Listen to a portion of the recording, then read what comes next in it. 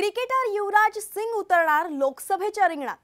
हो, 2011 world कपचा star Yuvraj Singh निवडणूक लढवण्याच्या तयारीत आहे। काय आहे युवराजचा प्लॅन? कोणाकडून लढवणार निवडणूक? पाहूयात। युवराज सिंग टीम इंडियाचा स्टार प्लेयर, 2011च्या वर्ल्ड कपचा विजयाचा हिरो। क्रिकेटच्या मैदानातून तो थेट आता निवडणुकीच्या रिंगणात उतरणार आहे। आतापर्यंत मिळालेल्या माहितीनुसार युवराज सिंग हा भाजपकडून निवडणूक लढवण्याची शक्यता आहे। गुरदासपूरच्या जागेवरून युवराजला उतरवण्याची भाजपची तयारी सुरू असल्याचं सांगण्यात येत आहे। 2019 मध्ये बॉलिवूड स्टार सनी देओलनं गुरदासपूरची जागा जिंकली होती, पण यावेळी सनी देओल निवडणूक लढवायला तयार नसल्याचं सांगण्यात येत आहे।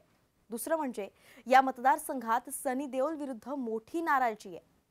सनी देओलनं विजयानंतर पुन्हा मतदारसंघाकडे फिरकला नसल्याची तक्रार आहे। त्यामुळेच सनी देओल विरुद्धची नाराजी, अँटी इन्कम्बन्सी दूर करण्यासाठी युवराज सारखा लोकप्रिय चेहरा रिंगणात उतरवण्याचा भाजपचा विचार आहे। युवराज क्रिकेटर म्हणून पंजाबमध्ये प्रचंड लोकप्रिय आहे। ही जागा कधी काँग्रेसकडे तर कधी भाजपकडे असं आतापर्यंतचं चित्र आहे।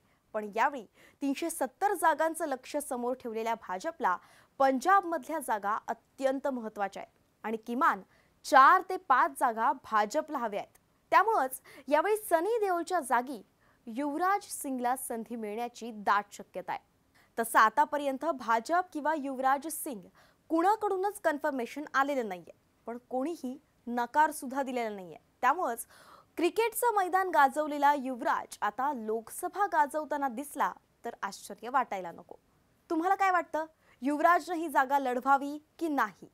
लोकसभेच्या निवडणुकीत तो उतरेल तर खासदार म्हणून तो कशी बॅटिंग करेल, कसा खेळेल? तुम्हाला काय वाटतं? कमेंट्समध्ये नक्की सांगा आणि अशाच माहितीसाठी न्यूज 18 लोकमतला फॉलो करायला विसरू नका।